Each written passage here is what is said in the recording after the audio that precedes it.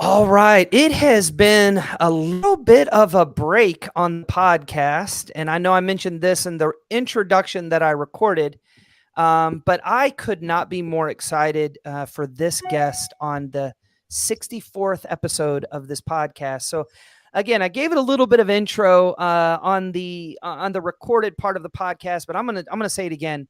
I've known Franklin for several years. I've known him as a colleague, as supporting the work that I did as a principal, but also I watched him from afar as a teacher, and was dreaming that one day the kids that I uh, got to serve next to would experience someone like Franklin, because you know, I hope one day I don't have to say this, Franklin. You're one in a million, man, and I hope you are one of a million. And I know you know many educators out there that share your passion. But welcome to the podcast, and so glad to talk to you. So, what's the Franklin Willis story? Yo, thank you. First of all, Matthew, for having me on the podcast. Congratulations on all the success and episode 64. And I'm just happy to be here. The short story is, I had a high school music teacher who welcomed me into choir my sophomore year because my dad had me in football and sports. And I did church choir.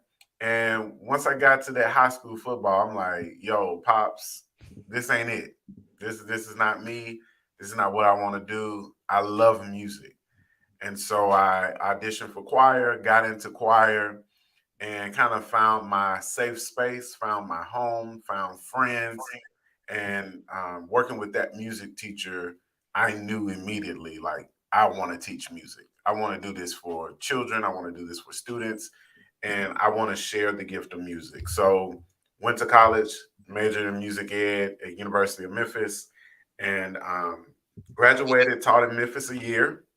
North Memphis, Valentine Elementary, taught me everything I know. Shout out to Miss Clariette, who was my like mentor teacher there, first grade teacher, old school, taught me everything I know. And then I moved back home to Nashville because I wanted to, like come home and put on the Superman cape and come teach in my own hood. And from there, been able to serve all schools, several schools here in Nashville, both middle school and elementary, teaching middle school general music and middle school choir. But I really have a love for elementary music, the elemental foundations of children experiencing music for I don't like to say for the first time because our students come to us with lived musical experience. Mm-hmm. But taking what they know and merging it in with what we're supposed to teach them, the standards, the objectives, and all of that, but incorporating it in such a way that they feel like they are a part of the learning, that they see themselves in the music, in the books, in the resources that I share. And and now I find myself as an elementary instructional coach working with teachers throughout the district to provide instructional support, classroom management strategies, lesson planning, tough conversations with principals. I find myself just, running rehearsals, writing performance field trip letters for teachers. You name it, the past 3 years I've experienced it. So I'm happy to serve. I love my city. I love Nashville, born and raised here. And that's the short story. Well, I appreciate it, and I know you won't. You probably wouldn't tell other people this, but you've had some pretty remarkable opportunities to lead kids on like international stages, Yeah. to let their voices be heard. And so I know, was it Garth Brooks? Met Garth Brooks, at the CMA Fest. Shout out to Yeah. CMA Foundation and the work they do. Every summer here in Nashville, all the country music artists come and they put on concerts, and they don't get paid, right? I Mm. don't know if a lot of people know that, but they raise money for music education nationally. And one of the biggest things that have happened in my career was the opportunity to work with Carrie Underwood, who won American Idol and is country music's like superstar, right? And my students, I taught them the song Champion by Carrie Underwood and Ludacris. We shot a video and put it on social media. And as you know, social media, people share. And here in Nashville, this is the songwriters, the musicians. Her songwriters saw the video. I don't know how they saw it, but they saw the video and sent it to Carrie. And Carrie was like, yo, I got to meet those kids. And it just was a magical story and situation. She surprised them while we rehearsing downtown Nashville. They crying, I'm crying, Carrie's crying, her team is crying, and they captured it, all of it on video. And so it's been on ABC, NBC, CBS, all of the places. And it just was a blessed experience, not only for me, but to see my students receive the national recognition and spotlight. And these are children who, you know, have parents divorced. These are children who are struggling with math. These are children who are rock stars in the school. But all of them brought with them this brilliance. And for me to tap into it, and I saw it long ago, but for other people to see what I saw, that was just, you know, I'm getting goosebumps right now just talking about it, man. Like it's bringing like this internal joy, because I think that's the experience of all educators that we want. Yeah. And you know what? As a principal, as a teacher, as an instructor, it was the same thing. When you see your students meeting their potential and seeing their own potential, not about us showing it to them, but them for themselves, looking and going, look what I've done. I just did that. Yeah, and you'd be like, yes, you did, and you killed it. And I saw the video, and I will share that on the podcast Facebook page, because people need to see it, and it's powerful work, and it was you just letting kids use their voice, right? Hey. And the funny thing is, I tell people this, and they don't believe me, but the kids, they choreographed it. They came up with the concepts. I mean, all of what you see in that video was student led and student driven.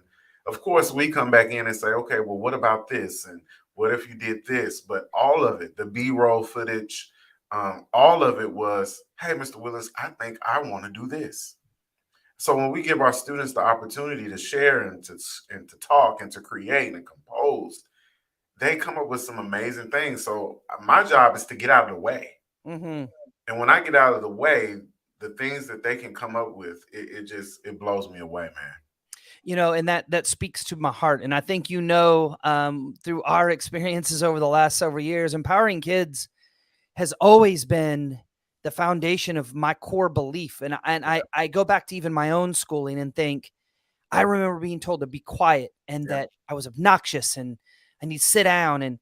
And I stood on a stage in England speaking to people, and they paid me. And there was this epiphany of like, oh my goodness, this was almost snuffed out of me as a child, because I was told to be quiet and listen. And I think, you know, that's where this work is happening. When I talk about Disruptors Unite and paradigm shifting, this is it. So let's talk about the importance of the arts, because I can tell you, I'm originally from Illinois, and when education got hit hard, the first thing that Illinois Department of Ed cut was the performing arts, not PE. It was the performing arts. So let's get into, you know, because it's not just something that people like to do.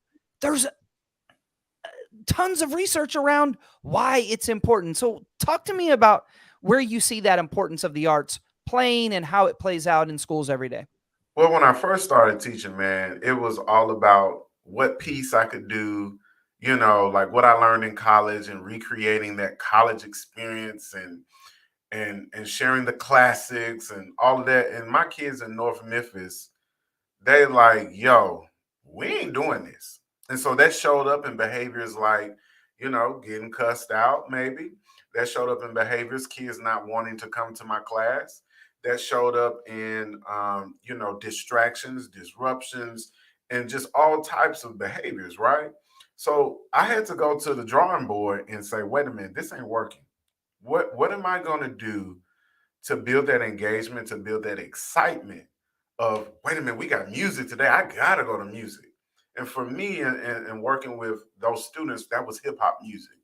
That was bringing the hip hop, that was bringing beatboxing, that was bringing rhythm tapping into my classroom and mixing that into the culture of the room. So when my principal was able to see, wait a minute, he's having choir before school starts at 7 o'clock in the morning, and we got parents showing up to drop kids off at 6:55, and we got 50 kids waiting outside to do choir rehearsal. Wait a minute, what is going on?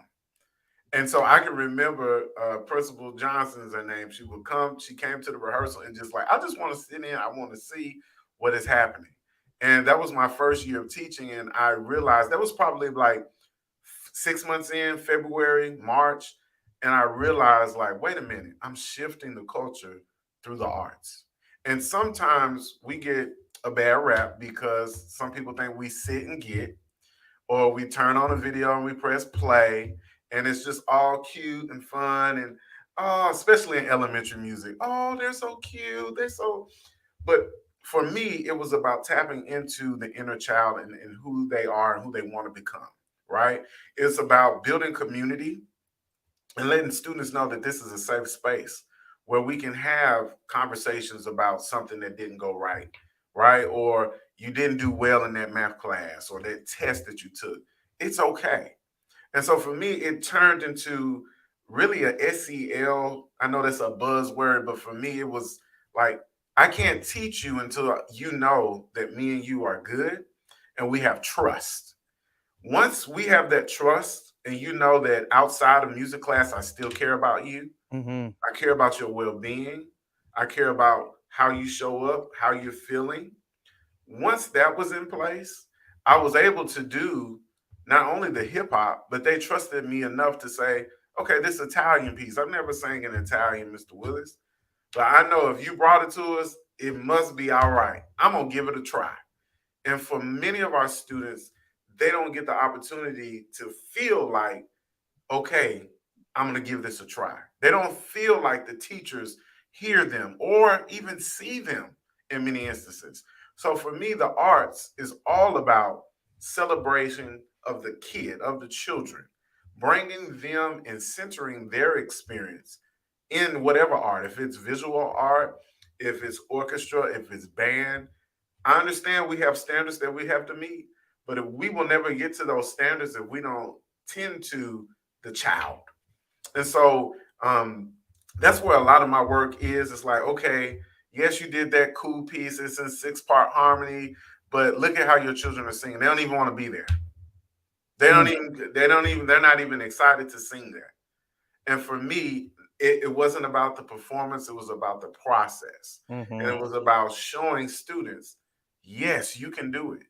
Yes, you can create that. Okay, you don't like this piece? Let's write a piece, right? Let's come up with our own drum scenario. Let's come up with our own section. And that is the essence of what I hope we can get to. Teachers do it, not enough of us do it though. Mm-hmm. Well, and I go back to the idea of even when I was a classroom teacher, people would say, "What do you teach?" And my response was always, "Children. I teach kids." Yeah. And they'd be like, "Well, no, what do you teach?" "I teach kids. I teach kids different things," right? And I think that's the mindset we have to be. We have content to teach, but we're teaching kids That's it. content, not content to kids. That mind shift is very important. And I think what you said is so true about the power of trust and community building, because vulnerability is key, right? And it doesn't just mean in the music class. It doesn't mean that Oh kids yeah. doesn't have rhythm. It's in every classroom that kids have to have trust in order to have that willingness to try, because learning is failing. Yeah. And it's there's so much that lies, but yet that community piece that I've seen you personally come into rooms, Franklin, that aren't even your classroom, right? Like, come into classrooms that you're not even the teacher, and see kids and hear kids and motivate kids and learn with kids. That's it. It's That so with is powerful. so important. When children feel like you think you're the expert, and I had to unlearn this Hmm. because in college we're taught we're the expert, we give the information to kids, that's how it happens. But in reality, we present information, but they already have information from life. They're listening to music in the car as they come into my classroom. Their parents are cutting on music when they wake up in the morning. They're watching TV shows that have hip hop, country, bluegrass. So they're getting all of this as they bypass and as they live life. So how dare I say my music is the most important? And so when I unlearned that, and I'm like, wait a minute, they're tapping on the lunch table, and they doing this. That's the same thing I'm asking them to do in the music classroom, Hmm. but I'm using different language. Mm. And so when I'm able to tell the students the freestyling, the beats that you make, this is what it's called in music education, and this is the terminology, then it's like I'm decoding for them, and they're like, wait a minute, that's all that is? And it's like, that's all that is. You're improvising a beat. And then that's when the light bulbs come on. And the kids start saying, but wait a minute, what if I put this with this? And then we take that and we put this. And for me, that's the transformation. And that's when I'm the facilitator. I'm no longer the teacher. Hmm. I'm just watching the brilliance take shape. And in order to do that, there has to be a safe space. You can't get to that level of brilliance and students feeling okay to share if you are the only expert in the room. Mm. You have to be able to tap into that cultural competence, right? Understanding that, hey, I might not come from this culture, but the students bring something from their culture and I can learn from them. And once we do that as educators, that's when you can start shifting, and that's when the community building starts happening. That's when kids start coming up with ideas. And so part of this work is saying, yes, I understand you're the only one in the room that has a 4-year degree. I understand that. But you're not the only one with musical experience and knowledge. And it's really hard for some teachers to receive that because we Hmm. spend all of these hours Right. studying, getting the test, passing the praxis, doing the student teaching. And so when we finally get our room, we're like, it's mine. But the truth of the matter is, it's not yours, Mm. it's ours. Hmm. And the kids lead that. And it takes a certain level of vulnerability and a certain level of grace to be able to say, yes, I got the degree, but Jawan, who's been playing drums at his church since he was 4, has a way more musical vocabulary and knowledge than I do. Hmm. And being able to say, Jawan, I need you to come over on the drums, man. Yeah. Mr. Willis is going to stay over here on the xylophone. I need you to bring some swag. Yeah. And then when people see that, they're like, man, how did you teach him how to do? I tell parents, I didn't teach him. He already had it. I gave him the platform to elevate his brilliance. That's it. I mean, Franklin, isn't that the goal of wait, I should say, shouldn't it be the goal of every classroom? Absolutely. And I think, before we started recording and being live, we had this conversation about getting back to normal.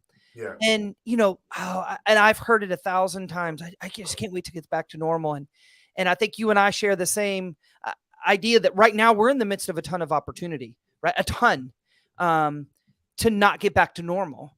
And so talk me through your thoughts around that, because I have a lot of thoughts, and I know people who listen to this podcast, they get to hear them all the time. But what are your thoughts around, do we need to disrupt, right? There's my disrupt unite hashtag. Do we need to disrupt? And what does that look like as we move forward, utilizing music as a form of learning, right? But a form of connection building and a form, and I'll get to that in a little bit. Dr. Bruce Perry has a ton of research about the power of rhythm and repetition to healing communities and brains and experiences because the brain is malleable. So what is your thoughts around disruption? So I feel like I did not know that I was a disruptor. I thought people were just acting shady. Like I really did not understand why folks would look at me or other music teachers would, like, you doing that hip hop stuff, right? But now, I mean, since 2020, it was an awakening for me. Not only George Floyd, but just all of the pandemic, everything. And I started to see who I am and walk in my identity as a Black man and understand that my influence and my privilege and everything that I bring to the table. And I started saying, wait a minute, now I understand what that shadiness, what those weird vibes were. I was disrupting a space that was fine with staying with the status quo. When you go to professional developments and you hear the same people talk about the same stuff that they do, but we never get to experience it. We never get to see your students actually doing all of the things you said. So Franklin is like, hey, supervisor of music, I can present, I can share. And not only will I share, I will show you the process. I will walk you through. We're going to sing, we're going to play, we're going to get instruments out. We're going to do all of the things. And then I'm going to show you my students actually doing it so that you can see the full process and the full product at the end. So when we hear people saying, go back to the normal, I think it's two things. One, I think they're saying, and I'm giving them grace, right? I think they're saying, like, back to seeing people, social outings, being able to not have the mask and all of that. But then under that, there's some undertones that is like, wait a minute, I want to go back to the way things used to be, right? Where we just follow step by step the procedures, the scope and sequence, right? I've been telling teachers, like, yes, we have the scope and sequence, but meet your kids where they are. They've been technology, they've been on the screen. So now you got to walk them through back coming to making music with instruments, singing in person, singing together. So we have to lead in such a way that students get to see and feel from us as the examples and the models. One thing I can't stand is a pet peeve of mine. Students, we're in 5 minutes, we're gonna do this thing. In 20 minutes, we're gonna do this thing. In 30 minutes, we're gonna do this thing. Then we get to the end of the class and we didn't do the thing that you've been saying we were going to do. And so you've lost my trust as a student. You got me excited about if it's a movie or if it's drums or if you're an educator class, you have a brain break and we're going to do this music activity or whatever. And then we get to the end of the class and that has not happened. And so as a child, I think sometimes we think the children are adults. Oh, keep on that one. Yes. And we think they're processing how we process. And sometimes I have to say, if you were a child, what would you have done? What would you have said?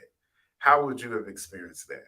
And so for me, normal, this is the new normal. We're experiencing and we have an opportunity to rewrite what normal is. When we're talking about what does learning look like in 22? How do we expect students to, if we're just getting sit and get and they're regurgitating information back to us, that is so old school. That is so outdated. And so how do we get them to reimagine? How do we get them to tap into their socio-political consciousness and having them figure out real world solutions and real world problems to things that they're seeing? And the last thing I'll say, because I can go on and on. Please keep going. Our students, they are alive, they are smart, they pay attention to everything that's going on. So this idea that we can just come into the classroom and not bring in what's happening in everyday life, it's crazy. It is. It just does not make sense. And so even if it's a TV show that they're watching, how can you reference that in Mhm. your teaching materials. If it's a song that's been top 10 for the last 60 weeks and you hear them singing it on the playground, you hear them singing it getting off the bus, how can we incorporate that music into our day so that the kids are able to see and hear themselves in the curriculum? And last, our teaching resources. I know we're giving outdated materials. I know we're giving teaching guides that, that are like, wow, I would never teach this. Sometimes you have to tap into your brilliance as educators and musicians. If there's not a song, you write the song. And I'm only saying what I'm preaching to myself. Mhm. I continuously was like, man, all they got for Black students is spirituals. That's it. And we have a whole array of American music that we are the authors and curators of, but they're not in the textbook. So what did I do? I started rearranging, arranging, writing songs for my students to experience the music that they call music. Mhm. And so I know I said a lot, but for me, normal, we're rewriting that now. And Mhm. we can write that book and that chapter of what normal is right now. And in order to do that, you have to disrupt. You Mhm. have to. Mhm. It's a Well, part, it's a part of the evolution. well, and I think we'd be amiss, Franklin. And for those who listen to my podcast, some of you may or may not know, I actually co-host a new podcast called History, Culture, and Trauma.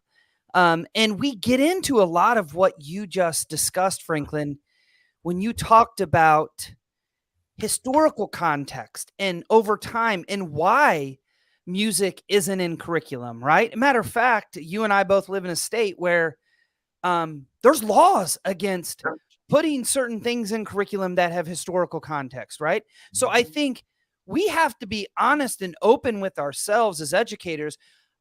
I'm fully aware I'm a white man, right? I'm fully aware you're a Black man. But at the end of the day, we both have to have these conversations saying, listen, our kids, right? The kids of the school that I led deserve to be able to incorporate all of the amazing pieces, cultural pieces, just as what is already included in the curriculum. And I think what you said is so powerful. And I will tell you, young C was a second grader at the school that I led, and that he and another young man wrote to Old Town Road a whole song about voting rights See? and then got up and performed it. And it wasn't even at the hands of our music teacher. It was actually a kindergarten teacher who saw the potential in these two amazing young men, and they wrote the song, composed the song, and sang or rapped it. It was Amazing. unbelievable. Hmm. And it was historical, it was current, and kids got it. They got it so much that they wrote the song. Mm-mm. And I think those are the conversations, and I think you're right, and I think we're amiss a lot of times when we think that kids don't know, or kids don't get it, or they're kids. They should be seen and not heard. Matter of fact, in the other podcast, we did a whole episode on the culture of abuse in our country, right? Mm. When it focuses on children.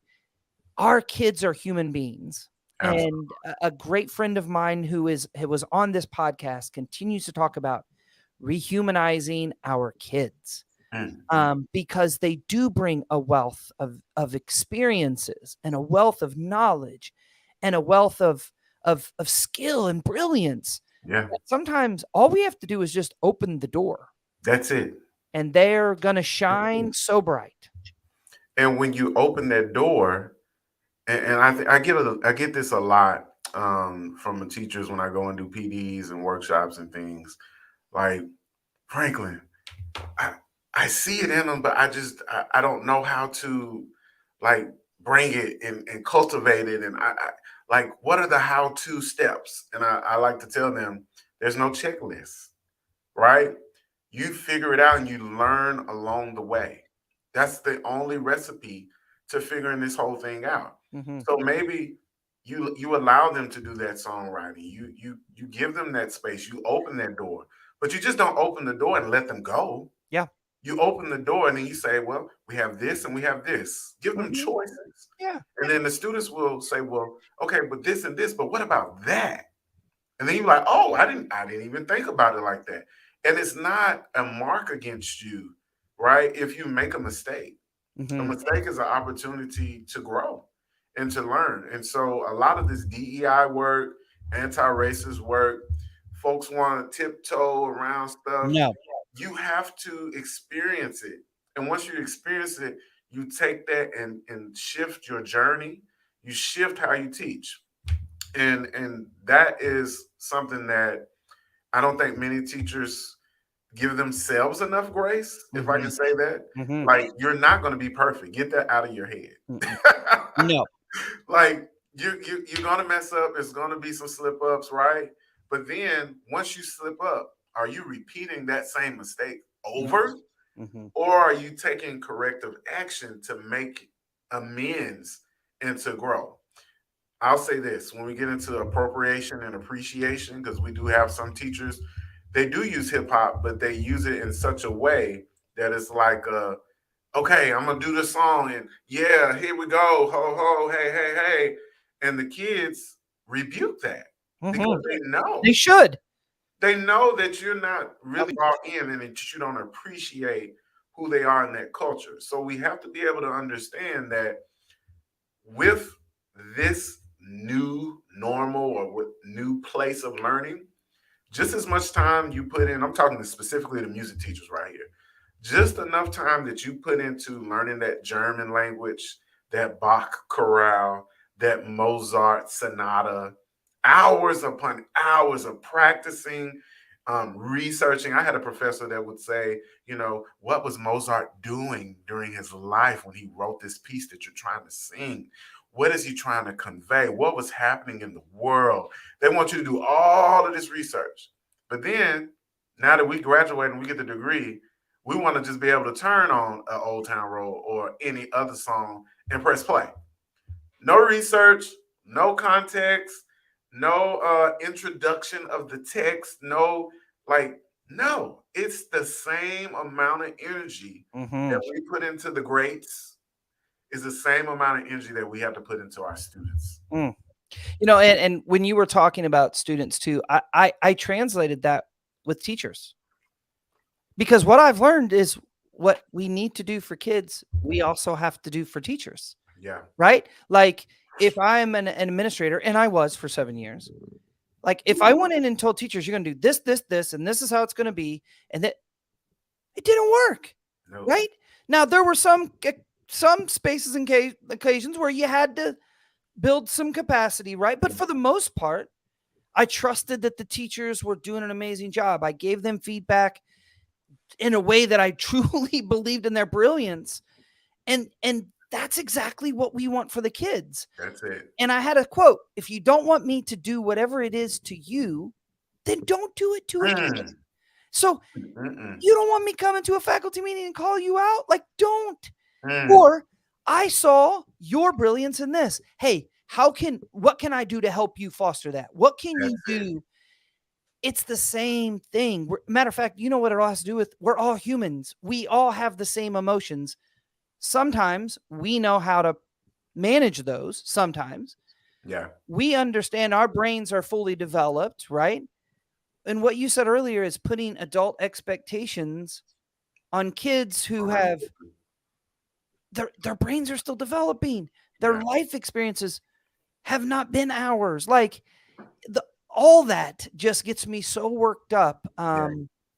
And when you came to rote learning, I will tell you, I literally, right before I came up here, I was sitting down with my son, who Mm-hmm. was assigned 2 days ago the Midwest states capitals, and I thought, this he after Thursday or Friday, he ain't gonna remember one of these because there's no context. Yeah. It's just the memorization. So what did I do? Hey, remember when we went to St. Louis? Remember when we went to the soccer game in Columbus, Ohio? That's the capital, right? Like, went through all of these, and then he was like, Oh. "Oh, okay." And he was remembering when we went. That's it. Like, how about in that instance, pick a state and talk about if you've been there, or if not, find out something cool that's there. Yeah. and it's these practices that we have to do. So I have a question for you. What do you Yeah. see music education being like in the next 10 years? Let me rephrase it. Let me phrase it. What would you dream it would be like in the next 10 years? Wow.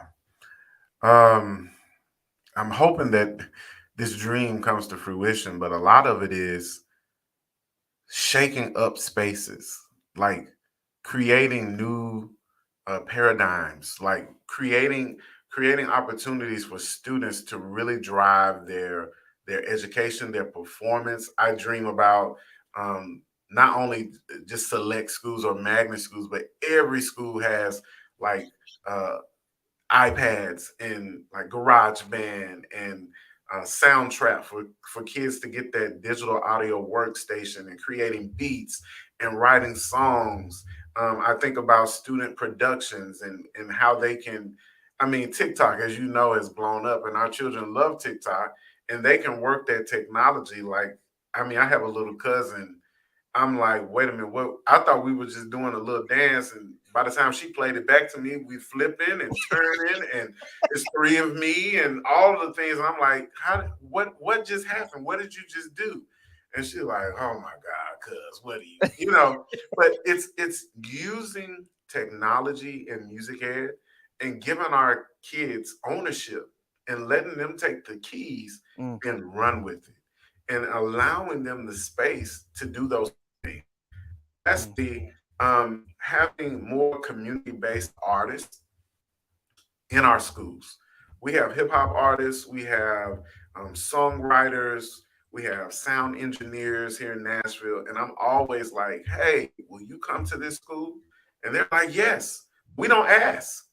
We don't ask these people. We have artists who are brilliant visual artists, and they don't come to our school, so our kids don't think it's something that they can do and excel in.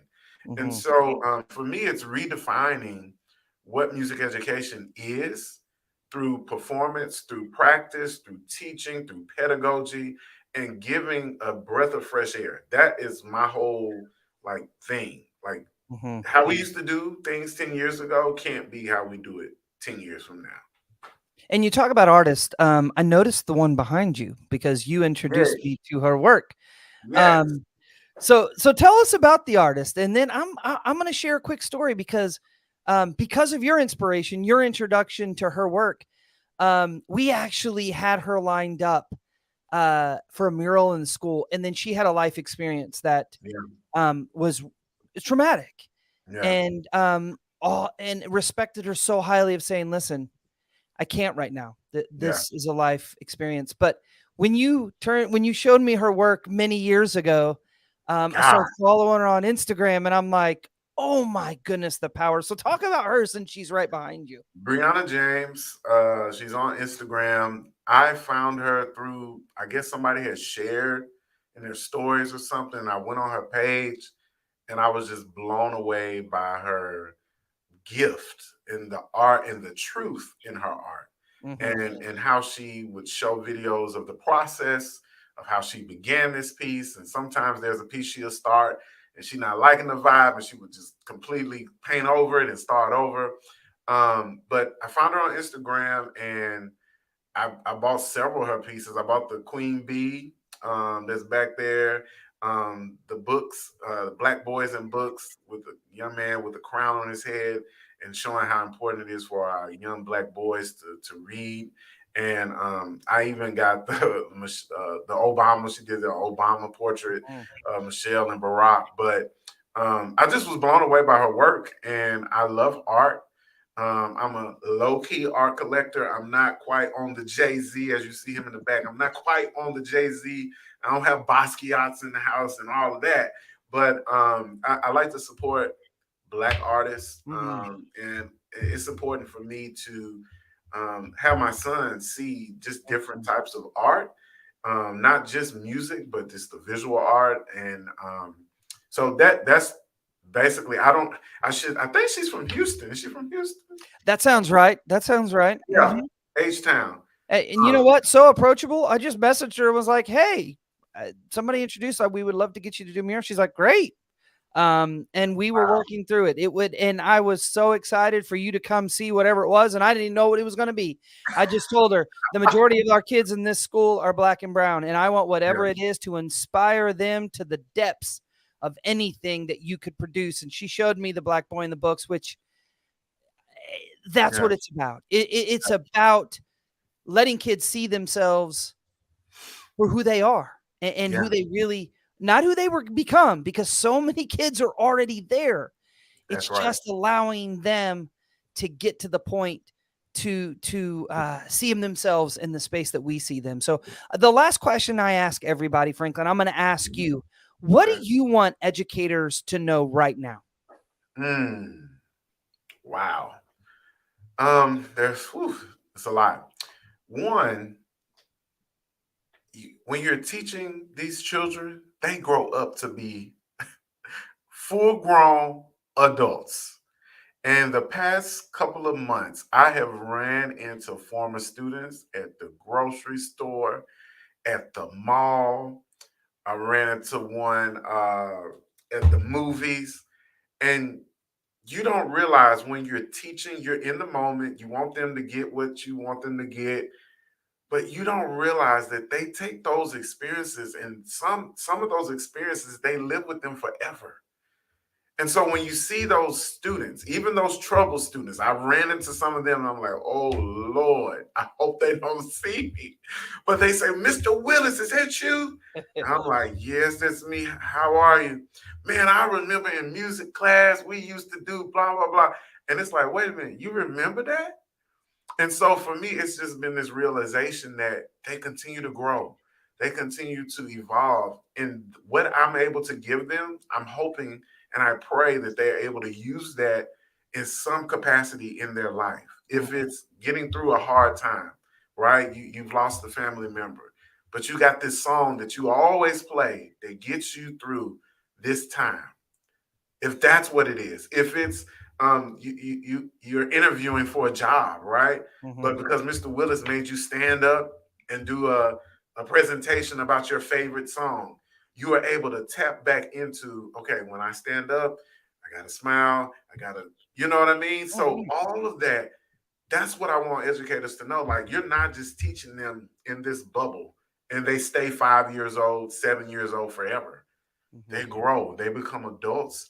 And the things that you do, the things that you say, how you make them feel, all of that matters. It's not just the content that you're teaching, it's the character, it's how you treat them outside the classroom. It's when you're in the hallway with other teachers and you're gossiping, and that kid is walking down the hallway to take something to the office, and they hear you say some things about them that they wouldn't dare interrupt. You didn't even see them walk down the hallway, but they remember that. So it's all of these things that we don't think about, right? And for me, educators, that piece of understanding that they evolve, they grow up. And lastly, understanding that this work for me is a calling. It mhm, really is. And understanding that, yes, it is a job, but for me and for what I want my students to walk away with, teachers to walk away with, is that it's so important. You're the difference maker between a kid saying, I'm done, life is over, there's no hope for me, versus that one teacher cares about me. I'm gonna get up and I'm gonna go to school today because I know Mr. Willis is gonna dap me up. We're gonna talk, we're gonna laugh. And then that kid has you, has an inspiration. They mhm. may not get it at home, they may not get it at the community center, there may not be no other teacher in the building, but you were that one teacher that saw something in them that made them to continue to run the race, right? And so for me, that's what it's about. And now, even as an instructional coach, that's what it's about for teachers, right? Mhm, Yes, you got all ones or you got all twos, but you got 1 3, you mhm. got 1 4. Yeah. How can we build on that and then accelerate your other domains? How can we take what is working? And that's what I love to ask. How did you think that lesson went? Then the next question is, what is working? Mhm, Figure out what is working, do more of that, and then add on to your toolbox and continue to build. So I know there's more than one thing, but y'all, You they know grow what? It's up. a lot of good things. That's what matters. And I'm going to share two things with you, Franklin. One, and it's the power of memory and music, right? Yeah. My mom passed away a year ago, and we played Mm, the Whitney Houston song "I Will Always Love You." And I will tell you, we were in an elevator, and I wasn't even listening. And my son tapped me, and he goes, "That's Nana's song." I said, mm. "What is?" He said, "What's playing?" And it was not. It was the instrumental. Wow. But he knew it that quick and that's the power of those experiences in Wow. classrooms. That's the power of those connections. That's the power of that emotional connection. But Yeah. the power that memories play with music are so strong. We know that. And then Mm, secondly, I had a pretty proud dad moment just this last week. We went to his middle school and they had bands set up and we were showing them and he was like, "Yeah, I don't know." And you could tell his friends were talking about band and it wasn't perceived as very cool. And then he came back Thursday and he said, or today, he said, "Hey, I signed up for band when I go to middle school." And I was like, "Yes." I don't play instruments. I've never played an instrument. I always wanted to play an instrument, but I was like, "Man, that is awesome." Like mm. that you want to be he wants to be a part of something. And Yeah. it actually was a drum line at his school. The Wow. high school brought a drum line, and that was it. That was the one thing he was like, "That's Yeah. cool. I wanna try That's it." it. Yeah. So that was a proud moment. So, well, without taking any more of your time, I do wanna end this with how do people find you? Where if they wanna follow you, where can they find you on social media? I'm Franklin Willis. My social media handle is F Willis Music on Instagram and Facebook. I need to get back on Twitter. That's where all the educators are hanging out. My website is www.fwillismusic.com. I specialize in elementary music professional development, also just climate and culture, culturally relevant teaching, social emotional learning activities to get students and teachers thinking about the whole child, thinking about your whole music ed experience. So that's where you can find me. Awesome. And you probably, if you are watching this live, you have seen the ticker on the bottom. If you are listening to on the podcast, which most people are listening on the podcast, we do have the Trauma Informed Educators Network conference coming up in June 15th and 16th. And Franklin is going to be a special guest there helping us get the energy going through music and using arts as a form of community building and, to be quite honest, healing. And so if you have not registered for the conference, the registration does close June 7th. So I can make sure we get all the badges printed and all that fun logistical stuff. But we hope to see you in Nashville on June 15th Yes. and 16th. It's going to be about 150 to 200 fellow disruptors who are uniting in what I refer to as the scrappy little trauma-informed conference. It is not going to be like a normal conference that you attend. This is really a gathering of people to connect, to learn, and to network with each other. So thank you all. Thank you, Franklin. And I will Thank you, see you Matthew. all next week.